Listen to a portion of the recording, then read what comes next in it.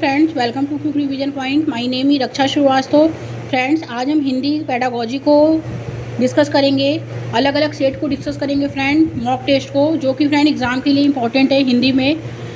Okay, तो start करते हैं। फर्स्ट क्वेश्चन क्या है, निम्नलिखित कथन को पढ़ें। फर्स्ट कथन है, मौन विधि भाषा अधिगम को मानसिक गतिविधि के रूप में स्वीकृत करती है। बिल्कुल करेक्ट है कि मौन विधि जो है वो भाषा अधिगम को मानसिक गतिविधि के रूप में स्वीकृत करती है।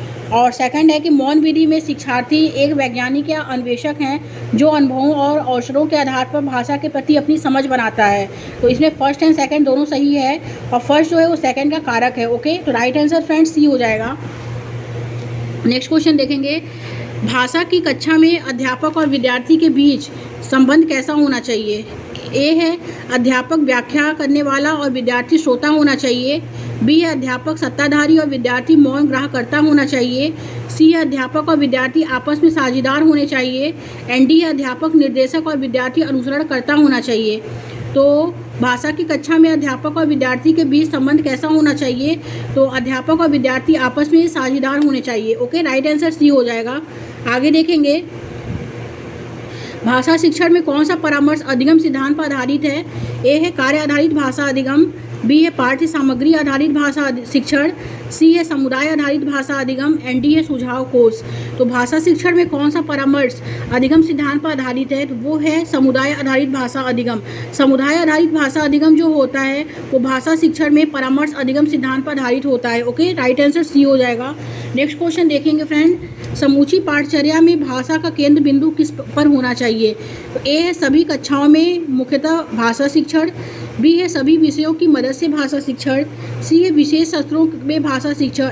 एंड डी है पाठ सहगामी गतिविधियों के माध्यम से भाषा शिक्षण। तो समूची पाठचर्या में भाषा का केंद्र बिंदु किस पर होना चाहिए, तो वो सभी विषयों की मदद से भाषा शिक्षण पे होना चाहिए। राइट आंसर बी हो जाएगा। आगे देखते हैं फ्रेंड, एक अध्यापक अपनी कक्षा में यह ड्रिल करवा रही है। क्या करवा रही है। ए है शिवा ने एक पत्र लिखा है। उसने एक पत्र कल लिखा था। शिवा ने उपन्यास पूरा पढ़ लिया है। उसने एक कल पूरा पढ़ लिया था। यहाँ अध्यापक क्या करवा रही है, तो ए है संरचनात्मक उपागम अभ्यास। बी है कार्यात्मक अभ्यास। सी है कार्यात्मक संप्रेषणात्मक अभ्यास। एंड डी है सामाजिक अंतःक्रिया अभ्यास। तो राइट आंसर जो होगा फ्रेंड वो ए हो जाएगा, संरचनात्मक अभ्यास करवा रही है। ओके, ए ऑप्शन इसमें करेक्ट हो जाएगा। नेक्स्ट क्वेश्चन देखेंगे, विद्यार्थी को कृतवाच्य से कर्मवाच्य बनाने में कठिनाई आ रही है और विद्यार्थी की इस परेशानी को भांपते हुए अध्यापक कार्य संबंधित कुछ संकेत व प्रतिरूप बताती है, और इस मदद के आधार पर विद्यार्थियों ने पूरे अनुच्छेद को कृतवाच्य से कर्मवाच्य में बदल दिया है। तो वो यह किसका उदाहरण है, तो यह उदाहरण जो है यह वाइगोस्की के सिद्धांत का उदाहरण है। ओके, क्योंकि उसको कृतवाच्य से कर्मवाच्य बनाने में कठिनाई आ रही है और विद्यार्थी इस परेशानी को भांपते हुए अध्यापक कार्य संबंधित कुछ संकेत या प्रतिरूप बताती है, मतलब वह उसे सहायता देती है, एक मदद देती है। तो इस मदद के आधार पर जो है विद्यार्थी जो है पूरे अनुच्छेद को कृतवाच्य से कर्मवाच्य में बदल सकता है। जो होता है पहाड़ जो होता है लेव वाइगोस्की का, वो एक सीढ़ीनुमा मदद होता है। उसमें वो जो एक शिक्षिका होती है वो विद्यार्थी को एक तरह से जो है इशारे देती है, एक तरह से सीढ़ीनुमा मदद देती है। उसके उस मदद के आधार पर जो विद्यार्थी होता है उस काम को और बेहतर करता है। तो इसमें जो है इस मदद के आधार पर विद्यार्थी ने पूरे अनुच्छेद को कृतवाच्य से कर्मवाच्य में बदल दिया, तो वो वाइगोस्की का सिद्धांत है। राइट आंसर डी हो जाएगा।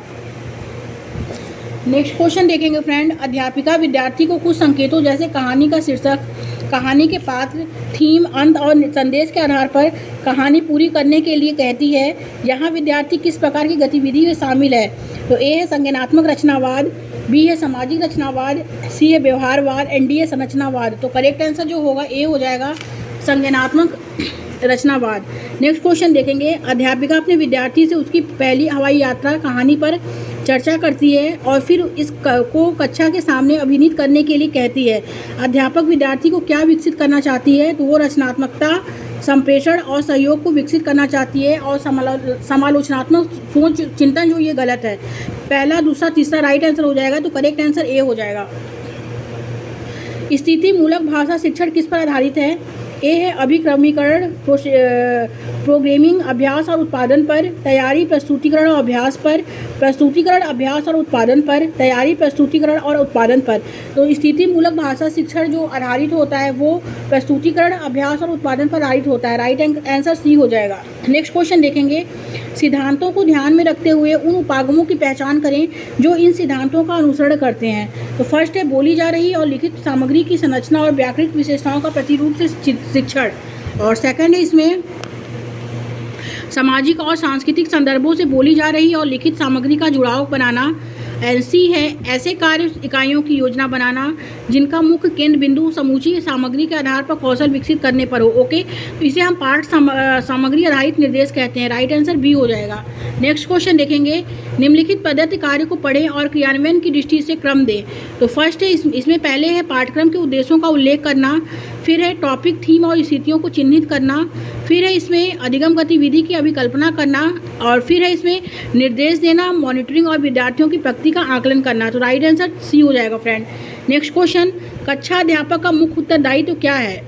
तो ए है इसमें शिक्षार्थियों को संप्रेषणात्मक आवश्यकताओं की पहचान करना, बी है शिक्षण के लिए संदर्भ का चयन करना, सी है विभिन्न कक्षाओं के विद्यार्थियों का समूहीकरण, एंड डी है शिक्षार्थियों को निर्देश देना। तो राइट आंसर जो होगा फ्रेंड वो सी हो जाएगा, विभिन्न कक्षाओं में के विद्यार्थियों का समूहीकरण। ओके, नेक्स्ट क्वेश्चन देखेंगे, भाषा का पाठ्यक्रम किससे संबंधित है? तो ए है शैक्षिक कार्यक्रमों के क्रियान्वयन से, बी है शिक्षार्थियों के निष्पादन का मूल्यांकन, सी है संदर्भ का चयन और स्थानुसार बांटना, एंड डी है शैक्षिक कार्यक्रमों का प्रबंध। तो भाषा का पाठ्यक्रम जो है किससे संबंधित है? तो वो संदर्भ का चयन और स्थानुसार बांटने से संबंधित है। ओके, राइट आंसर सी हो जाएगा। नेक्स्ट क्वेश्चन, भाषा अधिगम के लिए अनिवार्य है? तो ए है भाषा के तत्वों में निपुणता, बी है भाषा के नियमों का अधिगम, सी है व्यवहारिक कौशलों में निपुणता, एंड डी है भाषा की कोश रचना में निपुणता।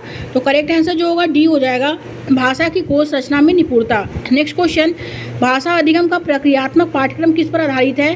तो ए है व्याकरण पे, शब्द भंडार, टॉपिक और कार्य। राइट आंसर डी हो जाएगा, कार्य पर आधारित है। ओके,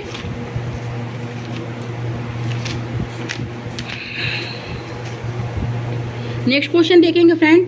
नेक्स्ट क्वेश्चन क्या है, अब आते हैं दूसरे सेट पे पेडागोजी के। दूसरा सेट है निजी वाक्य, स्वयं से बोलना यानी कि स्वयं निर्देशित वाक्य जिसका प्रयोग बच्चे अपने ही व्यवहार को निर्देशित करने के लिए करते हैं का विचार किसके द्वारा प्रतिपादित है? ए है जीन प्याजे, बी है लेव वाइगोस्की, सी है जेरोम ब्रूनर, एंड डी है नॉम चॉम्स्की। तो निज वाक्य स्वयं से बोलना यानी कि स्वयं निर्देशित वाक्य जिसका प्रयोग बच्चे अपने ही व्यवहार को निर्देशित करने के लिए करते हैं का विचार जो है वो लेव वाइगोस्की से संबंधित है। ओके, राइट आंसर बी हो जाएगा। नेक्स्ट क्वेश्चन देखेंगे। नेक्स्ट क्वेश्चन क्या है कि भाषा की विशेषता के बारे में कौन सी सही नहीं है? ए है भाषा संकेतों की व्यवस्था है, बी है भाषा स्थिर है, सी है भाषा के संकेत यादृच्छिक हैं, एंड डी है भाषा अद्वितीय है। तो राइट आंसर जो होगा फ्रेंड, इसमें पूछा है कौन सा जो है वो नहीं है। तो भाषा संकेतों की व्यवस्था होती है, भाषा के संकेत यादृच्छिक होते हैं, भाषा अद्वितीय होती है, लेकिन भाषा स्थिर नहीं होती है। ओके, करेक्ट है, ये जो है इसमें बी हो जाएगा। नेक्स्ट क्वेश्चन देखेंगे। नेक्स्ट क्वेश्चन क्या है, किसी भी भाषा विशेष में ध्वनि की सबसे छोटी इकाई जिसके आधार पर शब्दों की अलग अलग पहचान बनती है क्या कहलाती है? तो ए है स्वनिम कहलाती है, बी है रूपग्राम कहलाती है, सी है वाक्य विन्यास कहलाती है, एंड डी है अर्थ विज्ञान कहलाती है। तो यह कहलाती है स्वनिम यानी फोनिम कहलाती है। राइट आंसर ए हो जाएगा। निम्नलिखित में से कौन सा विकल्प प्रभावी संप्रेषण में अवरोध पैदा नहीं करता है? तो ए है सांस्कृतिक भिन्नता, बी है ध्यान और रुचि में कमी, सी है शारीरिक विकलांगता, एंड डी है सक्रिय स्वरण। तो राइट आंसर डी हो जाएगा फ्रेंड, सक्रिय स्वरण। सक्रिय स्वरण जो होता है फ्रेंड वो प्रभावी संप्रेषण में अवरोध पैदा नहीं करता है। राइट आंसर डी हो जाएगा। आगे देखेंगे, कथन को पढ़ें तथा सही विकल्प चुनें। कथन ए कहता है भाषा संप्रेषण के लिए प्रभावशाली उपकरण है, ये करेक्ट है। और आर है भाषा सामाजिक संदेशों में मदद करती है, ये भी करेक्ट है। और ए और आर दोनों सही है, और आर जो है ए की सही व्याख्या है। ओके, राइट आंसर बी हो जाएगा इसमें। आगे देखेंगे फ्रेंड, एक बालिका 4 टांगों वाले सभी पशुओं को घोड़ा कहती है। यह आरंभिक शब्द भंडार संबंधी गलती जिसमें एक शब्द वस्तुओं और घटनाओं के विस्तृत संग्रह के लिए प्रयुक्त किया जाता है किस रूप में जाना जाता है? तो ए है अतिशय रूप में से विचार, बी है कम विस्तृत, सी है वाक विकार, एंड डी है हकलाना। तो राइट आंसर ए हो जाएगा फ्रेंड, अतिशय रूप से विस्तार। ओके, नेक्स्ट क्वेश्चन देखेंगे, निपुण भारत मिशन के उद्देश्यों को ऐसे लक्ष्यों के रूप में सुनिश्चित किया गया है जिन्हें 2026 से 27 तक प्राप्त कर लेना है। कक्षा 3 में साक्षरता के संदर्भ में ये लक्ष्य क्या हैं? ए है, बच्चे कम से कम 2 से 3 वर्डों वाले सरल शब्द को पढ़ पाते हैं। और बी है, इसमें बच्चे आयु उपयुक्त तो अपरिचित पाठ्य सामग्री में 4 से 5 सरल शब्दों वाला छोटा वाक्य पढ़ पाते हैं। सी है, बच्चे प्रतिदिन 45 से 60 शब्द अर्थ सहित पढ़ पाते हैं। एंड डी है, बच्चे प्रति मिनट कम से कम 60 शब्द अर्थ के साथ पढ़ पाते हैं। तो बच्चे प्रति मिनट कम से कम 60 शब्द जो होता है वो अर्थ के साथ पढ़ पाते हैं। राइट आंसर डी होगा। नेक्स्ट क्वेश्चन देखेंगे फ्रेंड, अध्यापक ने बच्चों को पाठ्य सामग्री में से विशेषणों की पहचान करने का कार्य दिया है। विद्यार्थी पाठ्य सामग्री पढ़ते हैं और विशेषण शब्दों को रेखांकित करते हैं। इस तरह के पठन को हम क्या कहेंगे? इस तरह के पठन को हम गहन पठन कहते हैं। ओके, क्योंकि उसमें जो अध्यापक होता है वो बच्चों को पाठ्य सामग्री में से विशेषण की पहचान करने का कार्य इसमें देता है, और विद्यार्थी जो होते हैं वो पाठ्य सामग्री पढ़ते हैं और विशेषण शब्दों को रेखांकित करते हैं। और इस तरह के पठन को क्या कहेंगे? तो इस तरह के पठन को हम गहन पठन कहेंगे।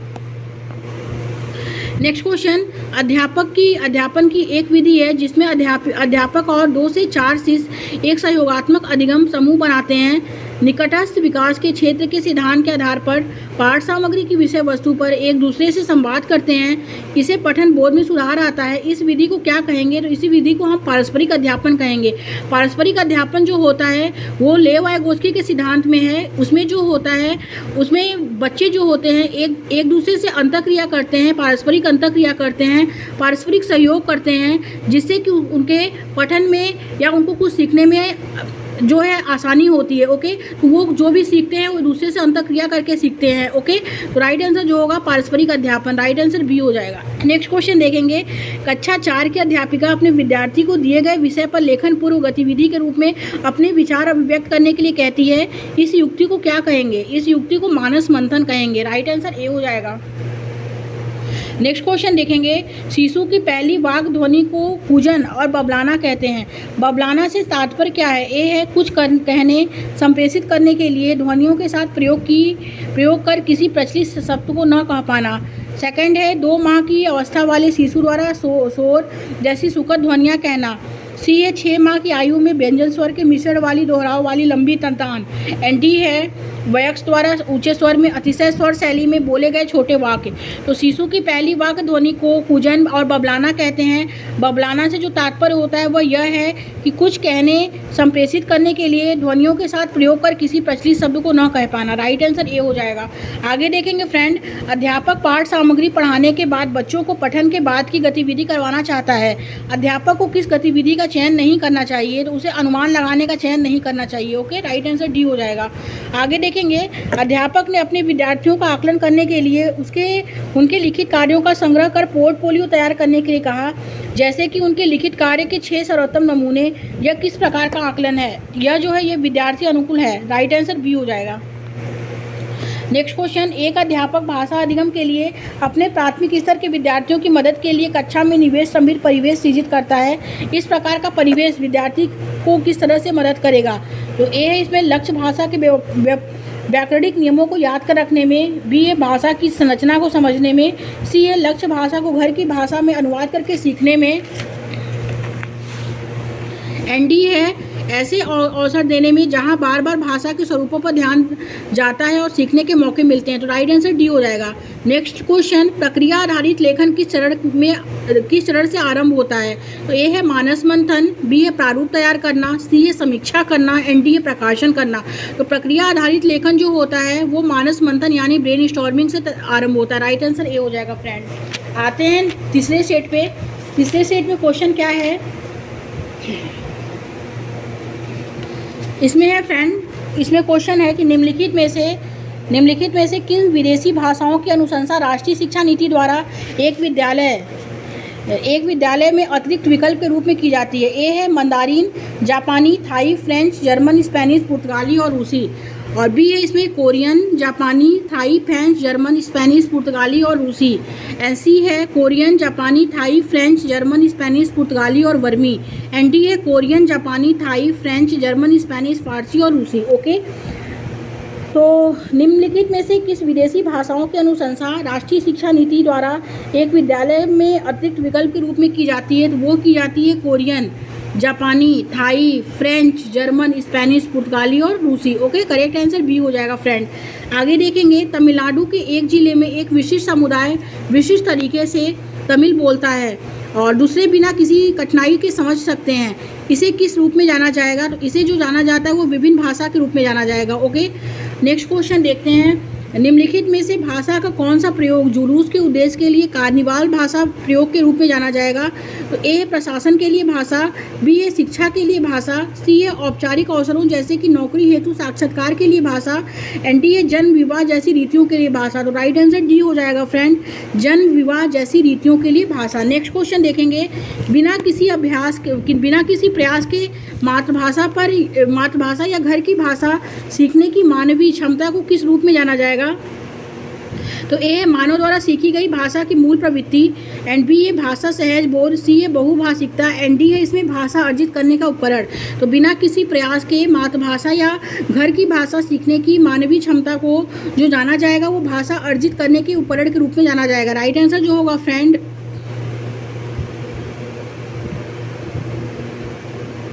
बिना किसी प्रयास के मातृभाषा या घर की भाषा की मानवीय क्षमता को जो है भाषा अर्जित करने के उपकरण के रूप में जाना जाएगा। राइट आंसर सी हो जाएगा। नेक्स्ट क्वेश्चन, निम्नलिखित में से कौन सा दक्षता आधारित शिक्षण अधिगम का उद्देश्य नहीं है? तो इसमें नहीं है पूछा है, तो समाज में सफलतापूर्वक कार्य करना ये करेक्ट है, उद्देश्यों के लिए कौशलों का उपयोग कर सीखना ये भी करेक्ट है, अंतर व्यक्ति कौशल विकसित करना ये भी करेक्ट है, बट केवल जो होता है विषय वस्तु में निपुणता ये गलत है, केवल निगेटिव है। ओके, राइट गलत हो जाएगा। नेक्स्ट क्वेश्चन देखेंगे, समूचे पाठ्यक्रम में भाषा से क्या तात्पर्य है? पाठचर्यक विषयों के अधिगम और भाषा अधिगम के विषय वस्तु में भाषा के महत्व की पहचान करना। ओके, राइट आंसर ए हो जाएगा इसमें। नेक्स्ट क्वेश्चन देखेंगे, भाषा अधिगम में बोधगम निवेश से क्या तात्पर्य है? शिक्षार्थी को उसकी भाषा के स्तर से थोड़े ऊपर की भाषा से परिचित कराना, बी है शिक्षार्थी को ऐसे भाषा में संलग्न करना जो उनके भाषाई स्तर से कम है, सी है भाषा की बोधगम्यता का शिक्षार्थी स्तर, डी है शिक्षार्थी को भाषा सीखने के अवसर देने की दृष्टि से उनके भाषाई स्तर की समझ। तो भाषा अधिगम में जो बोधगम निवेश होता है वो होता है कि शिक्षार्थी को उसकी भाषा के स्तर से थोड़े ऊपर की भाषा में परिचित कराना। राइट आंसर ए हो जाएगा। नेक्स्ट क्वेश्चन देखेंगे, एक अध्यापक के पास दो थीम जैसे घर और विद्यालय के अंतर्गत आने वाले शब्दों का समूह है, वह विद्यार्थियों को शब्द चुनने और उसके अनुसार समूह बनाने के लिए कहती है, यह किस रूप में जाना जाता है? तो ए थीम अनुसार शब्द संपदा, बी थीम अनुसार अधिगम, सी है अवधारणा का बनना, एंड डी संज्ञानात्मक अधिगम। तो राइट आंसर ए हो जाएगा फ्रेंड, थीम अनुसार शब्द संपदा। ओके, आगे देखेंगे, पठन में साक्ष्य और तर्क के आधार पर अर्थ निकालना क्या कहलाएगा? तो ए है अर्थ निकालना कहलाता है, बी है पाठ सामग्री का सारांश लिखना कहलाता है, सी है शब्दों के अर्थ खोजना कहलाता है, डी है अपने पठन के आधार पर लिखना और सीखना कहलाता है। तो पठन में साक्ष्य और तर्क के आधार पर अर्थ निकालना जो कहलाता है, तो अर्थ निकालना क्या कहलाता है? तो अर्थ निकालना कहलाता है। राइट आंसर ए हो जाएगा। नेक्स्ट क्वेश्चन, निम्नलिखित में से कौन सा सहारा देने संबंधी परिकल्पना के बारे में सही है? तो वो है इसमें प्रत्येक शिक्षार्थी स्वतंत्र हैं और व्यक्तिगत रूप से सीखने की जरूरत है, बी ये थीमों का सम्मिश्रण और अंतःक्रिया है, सी ये सभी प्रकार के अधिगम के लिए सामाजिक अंतःक्रिया एक महत्वपूर्ण उद्दीपन है, और डी ये सभी प्रकार का अधिगम शिक्षार्थियों के एक व्यक्ति के रूप में अपना प्रयास है। तो सुनहरा सहारा देना संबंधी परिकल्पना के बारे में जो सही है वो है सभी प्रकार के अधिगम के लिए सामाजिक अंतःक्रिया एक महत्वपूर्ण उद्दीपन है। राइट आंसर सी हो जाएगा। आगे देखते हैं फ्रेंड, नेक्स्ट क्वेश्चन क्या है, निम्नलिखित में से कौन सा विद्यालयी शिक्षा में मातृभाषा सीखने के संबंध में सही नहीं है? तो ए है मातृभाषा श्रेष्ठतर संज्ञानात्मक बढ़त को समर्थित करती है, बी है मातृभाषा अंतर्वैयक्तिक संप्रेषण कौशलों को सुमन्नत करती है, सी है मातृभाषा अवधारणात्मक स्पष्टता हासिल करने में मदद करती है, डी है मातृभाषा दूसरी भाषाओं को सीखने में अवरोध पैदा करती है। तो राइट आंसर जो होगा फ्रेंड इसमें डी हो जाएगा, सही नहीं है पूछा है। तो मातृभाषा दूसरी भाषाओं को सीखने में अवरोध पैदा करती है तो ये गलत है। ओके, क्योंकि ये गलत है। बाकी मातृभाषा श्रेष्ठतर संज्ञानात्मक बढ़त को समर्पित करती है। मातृभाषा एक दूसरे को आंतरिक व्यक्ति संप्रेषण कौशल को भी सुमनत करती है। मातृभाषा और ऋणात्मक स्पष्टता हासिल करने में भी मदद करती है। ये गलत है, डी ऑप्शन जो होगा फ्रेंड रॉन्ग होगा। नेक्स्ट क्वेश्चन देखेंगे, एक अध्यापक प्रत्येक सेमेस्टर और सत्र में बच्चों का आकलन करने के लिए पूरे वर्ष भर बच्चे की सीखने संबंधी अभिलेख का संग्रह करता है। आकलन की इस प्रक्रिया को किस रूप में जाना जाता है? तो वो पोर्टफोलियो आकलन के रूप में जाना जाता है। राइट आंसर बी हो जाएगा। आगे देखेंगे, निम्नलिखित में से कौन सी भाषा अधिगम के लिए प्रामाणिक सामग्री नहीं है? ए है किसी भी स्थान के लेखक द्वारा लिखी गई लघु कथा, बी है कवि द्वारा उचित कविता, सी है पाठ्य पुस्तक लेखक द्वारा पाठ्य पुस्तक के लिए कविता लिखना, एंड डी है रेलवे समय सारणी। तो राइट आंसर सी हो जाएगा फ्रेंड, पाठ्य पुस्तक लेखक द्वारा पाठ्य पुस्तक के लिए कविता लिखना। ओके, राइट आंसर इसमें सी हो जाएगा। नेक्स्ट क्वेश्चन देखेंगे, निम्नलिखित में से कौन सी भाषा संलग्नता वाली गतिविधि नहीं है? नहीं है पूछा है, तो शिक्षार्थी अध्यापक द्वारा बोली जा रही कविता को दोहराते हैं। राइट आंसर डी हो जाएगा। नेक्स्ट क्वेश्चन, निपुण भारत का कार्यक्रम का उद्देश्य क्या है? निपुण भारत कार्यक्रम जो होता है वो वर्ष 2025 तक विद्यालयों में सार्वभौमिक बुनियादी साक्षरता और संख्या ज्ञात प्राप्त करना, बी है 2028 तक कक्षा 10 एवं उससे ऊपर सभी शिक्षार्थियों द्वारा और सभी के लिए पठन क्षमता अर्जित करना, सी है विद्यालय में शिक्षार्थी द्वारा साक्षरता और संख्या ज्ञान को समुन्नत करना, डी है पूर्व बाल्यावस्था विद्यालय के दौरान गुणवत्तापूर्ण अधिगम को समुन्नत करना। तो निपुण शिक्षा कार्यक्रम का जो उद्देश्य होता है वो यह है कि पूर्व 2025 तक प्राथमिक विद्यालयों में सार्वभौमिक बुनियादी साक्षरता और संख्या ज्ञान प्राप्त करना। राइट आंसर ए हो जाएगा फ्रेंड। आगे देखते हैं फ्रेंड, नेक्स्ट क्वेश्चन क्या है। आते हैं चौथे सेट पे। चौथा सेट क्या है इसमें? चौथा सेट है इसमें फ्रेंड कि पराभाषिक जागरूकता क्या है? पराभाषिक जागरूकता क्या होता है? पराभाषिक जागरूकता ए है व्याकरण के नियमों का वर्णन करता है, बी है यह देखना कि शिक्षार्थी तृतीय भाषा में भाषिक संरचनाओं का अनुपालन जो है करते हुए कैसे सीखते हैं, सी है भाषा के बारे में चिंतन करने और बात करने की योग्यता है, डी है ध्वनि और उसके अर्थ को समझना है। तो पराभाषिक जागरूकता जो होता है फ्रेंड वह यह होता है कि भाषा के बारे में चिंतन करने और बात करने की योग्यता है। राइट आंसर सी हो जाएगा। नेक्स्ट क्वेश्चन देखेंगे, एक व्यवस्थित प्रक्रिया जहां एक शिक्षक पहले शिक्षार्थी की समस्याओं का निदान करता है और फिर उसके बाद उपयुक्त पद्धति का प्रयोग करते हैं। तो ए है इसमें उपचारात्मक, बी है परिस्थिति मूलक परख, सी है निगमनात्मक, एंड डी है संरचनात्मक। तो राइट आंसर जो होगा फ्रेंड ए हो जाएगा इसमें, उपचारात्मक। नेक्स्ट क्वेश्चन देखेंगे, कक्षा 6 की शिक्षिका अपने शिक्षार्थी से पाठ्यपुस्तक के एक पाठ में उसके शाब्दिक अर्थ को निकालने के लिए उसे 2 बार पढ़ने के लिए कहती है। वे उनमें गहन पठन का जो है कौशल का विकास कर रही है। ओके, गहन पठन जो होता है वो यह होता है कि शिक्षार्थी जो है पाठ्यपुस्तक में एक पाठ से उसके शाब्दिक अर्थ को निकाले, मतलब किसी चीज़ को गहराई से उसको पढ़ना और गहराई से उसके अर्थ को निकालना, वो क्या है? वो गहन पठन कहलाता है। ओके, तो राइट आंसर बी हो जाएगा फ्रेंड। आगे देखेंगे, नॉर्म चॉम्स्की के अनुसार बच्चे अंतर्जात के ज्ञान के कारण भाषा को अर्जित करते हैं। तो ए है सार्वभौमिक शब्द भंडार, बी है सार्वभौमिक व्याकरण, सी है सार्वभौमिक पठन, एंड डी है सार्वभौमिक बोली। तो नॉर्म चॉम्स्की के अनुसार बच्चे अंतर्जात सार्वभौमिक व्याकरण के ज्ञान के कारण भाषा को अर्जित कर लेते हैं। राइट आंसर बी हो जाएगा फ्रेंड। आगे देखेंगे, निम्नलिखित में से कौन सा भाषा समृद्ध परिवेश के बारे में सही है? यह विद्यालय में पढ़ने के दौरान विभिन्न संस्कृतियों के बारे में सीखने में मदद करता है, बी है यह स्वतः स्फूर्त भाषा वृद्धि एवं विकास की नींव रखता है, सी है यह शिक्षार्थी की आवश्यकताओं को संबोधित करता है, एंड डी है यह भाषा सिद्धांत में निपुण होने में मदद करता है। तो भाषा समृद्ध परिवेश जो होता है वो यह स्वतः स्फूर्त भाषा वृद्धि एवं विकास की नींव रखता है। ओके, राइट आंसर बी हो जाएगा फ्रेंड। नेक्स्ट क्वेश्चन देखेंगे, एक प्रभावी भाषा शिक्षक के रूप में कक्षा 8 के शिक्षार्थी के भाषा विकास के लिए आपके द्वारा निम्नलिखित में से किसका अधिक अभ्यास किया जाएगा? तो ए है उनके स्वर को स्तर कर समझने के लिए नियमित रूप से परीक्षा का आयोजन करना, बी है पाठ्य पुस्तक से भाषा सीखना, सी है लक्ष्य भाषा में बोलने और अंतःक्रिया करने के लिए उन्हें अवसर प्रदान करना, एंड डी है कार्य और गतिविधि में वास्तविक वस्तुओं का प्रयोग करना। तो एक प्रभावी भाषा शिक्षक के रूप में जो होता है कक्षा 8 के शिक्षार्थी भाषा विकास के लिए आपके द्वारा निम्नलिखित में से किसका अधिक अभ्यास किया जाएगा? तो वो है कि लक्ष्य भाषा में बोलने और अंतःक्रिया करने के लिए जो है अवसर प्रदान करना। ओके, राइट आंसर जो होगा फ्रेंड वो सी हो जाएगा इसमें। नेक्स्ट क्वेश्चन देखेंगे, रूपात्मक आकलन में मदद करता है। रूपात्मक आकलन मदद करता है, किस चीज़ में मदद करता है? ए है कक्षा में प्रतियोगात्मक वातावरण का सृजन करने में, बी है शिक्षण में शिक्षक की क्षमता का आकलन करने में, सी है सुधार करने हेतु विद्यार्थियों को गुणात्मक प्रतिपुष्टि देने में, डी है सप्ताह में परीक्षा का आयोजन करने में। तो राइट आंसर जो होगा सी हो जाएगा। रूपात्मक आकलन जो है सुधार करने हेतु शिक्षार्थियों को गुणात्मक प्रतिपुष्टि देने में मदद करता है। राइट आंसर सी हो जाएगा। नेक्स्ट क्वेश्चन, कक्षा में सस्वर पठन के लिए एक अच्छा तरीका क्या है? ए है शिक्षार्थी को तीव्र गति से पढ़ने के योग्य बनाने, बी है शिक्षार्थियों को पाठ्य पुस्तक साझा करने के योग्य बनाने, सी है शिक्षार्थियों को अपनी बारी की प्रतीक्षा करने के योग्य बनाने, डी है शिक्षार्थियों को विराम चिन्हों का प्रयोग करते हुए सही उच्चारण के साथ पढ़ने के योग्य बनाने। तो कक्षा में सस्वर पठन जो होता है वो यह होता है कि शिक्षार्थियों को विराम चिन्हों का प्रयोग करते हुए सही उच्चारण के साथ जो होता है पढ़ने के योग्य बनाने के लिए एक अच्छा तरीका है। राइट आंसर डी हो जाएगा।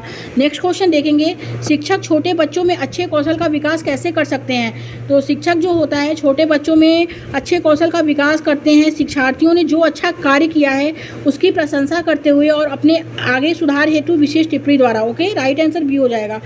नेक्स्ट क्वेश्चन देखेंगे फ्रेंड, भाषा में संप्रेषणात्मक भाषा शिक्षण शिक्षार्थियों को कक्षा में उद्देश्यपूर्ण बातचीत में भागीदार निभाने हेतु अवसर देने पर बल देती है क्योंकि यह बढ़ावा देती है। ए है कक्षा कक्ष में स्वतंत्र रूप से मातृभाषा प्रयोग को, बी है पठन में उनके अवबोधन के विकास पर, एंड सी है उनकी लिखित अभिव्यक्ति के विकास पर, एंड डी है लक्ष्य भाषा में वार्तालाप करते संबंधी उनके कौशलों में सुधार को। तो राइट आंसर डी हो जाएगा इसमें।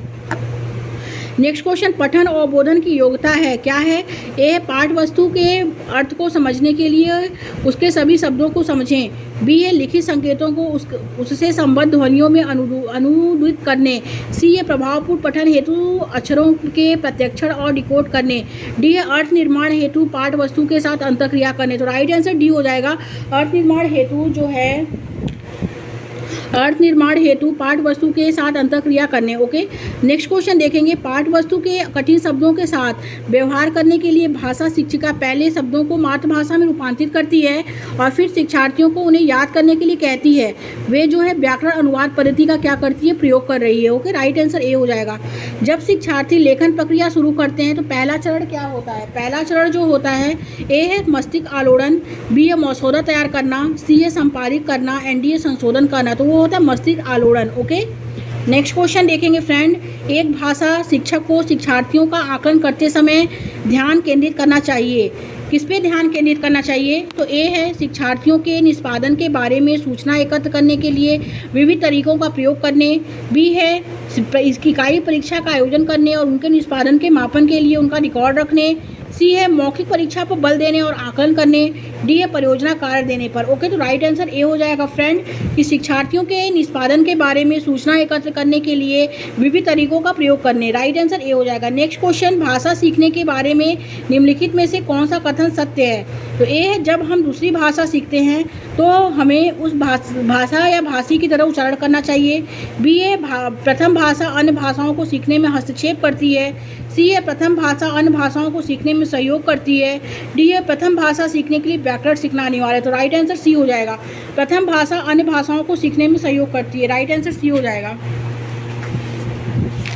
आगे देखेंगे फ्रेंड्स, नेक्स्ट क्वेश्चन आते हैं पांचवें सेट पे। पांचवें सेट में क्वेश्चन क्या है?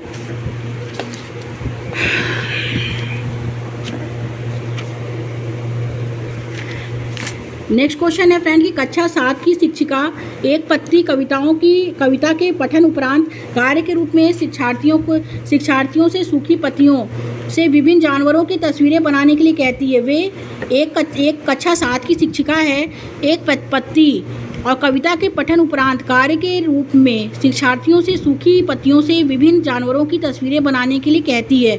वे ए है इसमें अपने कार्य को संपादित करने के लिए शिक्षार्थियों को कुछ गतिविधियों में व्यस्त रख रही है, बी है भाषा के साथ कला को समेकित कर रही है, सी है शिक्षार्थियों में सूक्ष्म मोटर कौशलों का विकास करने का प्रयास कर रही है, एंड डी है भाषा को जानवरों के साथ समेकित कर रही है। तो भाषा जो होता है वो भाषा के साथ कला को समेकित कर रही है, ना कि भाषा को जानवरों के साथ समेकित करेगी। शिक्षार्थियों के सूक्ष्म मोटर कौशलों का विकास का प्रयास करेंगी, ये भी गलत है। और अपने कार्य को समाप्त करने के लिए शिक्षार्थियों में कुछ गतिविधियों में व्यस्त रख रही है, ये भी गलत है। भाषा के साथ कला को समेकित कर रही है। ओके, राइट आंसर बी हो जाएगा। आगे देखेंगे भारतीय कक्षाएं अपनी प्रकृति में बहुभाषिक हैं। इसे एक संसाधन के रूप में इस्तेमाल किया जाना चाहिए जिससे प्रत्येक बच्चा एक ही तरीके से सीख सके। बी है प्रत्येक बच्चे सभी भाषाओं से परिचित हो सकें। सी है शिक्षक विभिन्न भाषाओं में निपुणता प्राप्त कर सके। डी है प्रत्येक बच्चा सुरक्षित और स्वीकृत महसूस कर सके। तो भारतीय कक्षाएं अपनी प्रकृति में बहुभाषिक हैं। इसे एक संसाधन के रूप में इस्तेमाल किया जाना चाहिए जिससे प्रत्येक बच्चा जो है सुरक्षित और स्वीकृत महसूस कर सके। राइट आंसर डी हो जाएगा। गहन पठन रणनीति पर बल देती है। किस पे बल देती है? ए है आनंद के लिए पाठ वस्तु पढ़ना। बी है विस्तृत जानकारी के लिए पढ़ना। सी है संपूर्ण समझ के लिए पढ़ना। एंड डी है दूसरों के लिए पढ़ना। राइट आंसर बी हो जाएगा, विस्तृत जानकारी के लिए पढ़ना। नेक्स्ट क्वेश्चन देखेंगे, सर्वाधिक उचित विकल्प। सर्वाधिक उचित विकल्प जो होता है,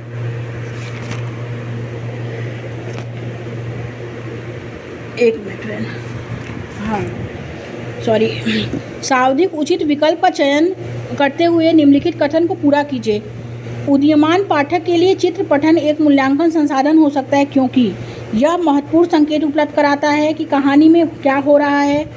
यह उन्हें अपनी लिखावट सुधारने में मदद करता है।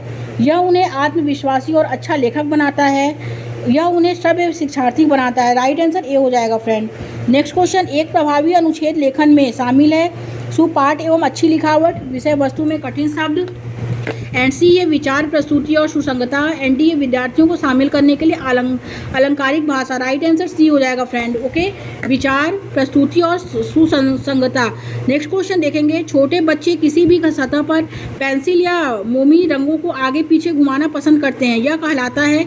ए है स्वरवर्तनी लेखन। बी है समसामयिकी लेखन। सी है आड़ी तिरछी रेखाएं। एंड डी है जिग जैक्स लेखन। राइट आंसर सी हो जाएगा फ्रेंड, आड़ी तिरछी रेखाएं कहलाता है। समग्र भाषा जो है से क्या तात्पर्य है? समग्र भाषा से तात्पर्य क्या है? ए है शब्दों को अक्षरों में तोड़ना और अक्षरों का संयोजन। बी है अक्षर ध्वनि और संबंध स्थापित करना। सी है शब्दों को भाषा के समग्र टुकड़ों के रूप में समझना। डी है ध्वनि विज्ञान पर ध्यान केंद्रित करना। तो समग्र भाषा से जो तात्पर्य होता है वो यह होता है कि शब्दों को भाषा के समग्र टुकड़ों के रूप में समझना। राइट आंसर सी हो जाएगा। नेक्स्ट क्वेश्चन देखेंगे फ्रेंड, एक शिक्षिका लक्ष्य भाषा के शिक्षण के लिए बच्चों की मातृभाषा को अनुदेशन का माध्यम बनाती है। वे जो है व्याकरण अनुवाद पद्धति का क्या कर रही है? प्रयोग कर रही है। ओके, राइट आंसर ए हो जाएगा। आगे देखेंगे, सूचना दूसरे व्यक्ति की मौखिक भाषा और गैर शाब्दिक संकेतों को समझने और विश्लेषण करने एवं अर्थ के प्रति समुचित तरीके से प्रतिक्रिया देने की क्या है? योग्यता है। राइट आंसर फ्रेंड बी हो जाएगा इसमें। आगे देखेंगे, नेक्स्ट क्वेश्चन है फ्रेंड, भाषा शिक्षा सीखने में भाषाई निवेश को व्याख्यायित करने में कौन सी शब्दावली सर्वाधिक उपयोगी होगी?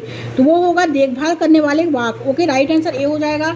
आगे देखेंगे, यदि एक बच्चा अपनी शुरुआती वर्षों से एक ऐसे परिवेश में रहता है जहां भाषा का बहुत कम या कोई भी खुलासा नहीं है, उसका भाषा विकास सीमित है, निम्नलिखित में से कौन सा उपयुक्त कथन की समर्थन करता है? तो विकास की संवेदनशील अवधि का समर्थन करता है। नेक्स्ट क्वेश्चन देखेंगे, निम्नलिखित में से कौन सा पठन का उपकौशल नहीं है? ए है लिपिबद्ध करना।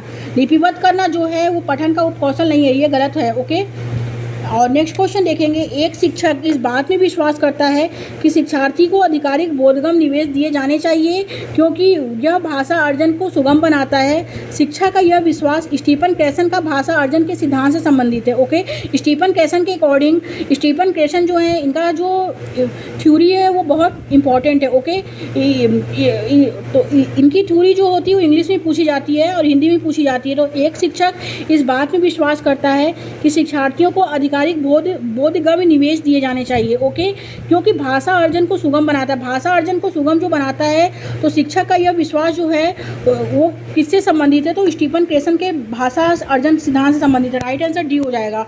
नेक्स्ट क्वेश्चन, निम्नलिखित में से कौन सा निर्माणवादी कक्षा कक्ष का उदाहरण है? ए, बच्चे समूह से पारस्परिक बातचीत करते हैं और कक्षा में थोड़ा सा शोरगुल हो गया है, ये करेक्ट है। एंड बी है, बच्चे बोर्ड पर लिखे उत्तरों को सुंदर लिखावट में लिख रहे हैं, तो ये गलत। शिक्षार्थी शिक्षक की बातों को बहुत ध्यान से सुन रहा है, ये भी गलत।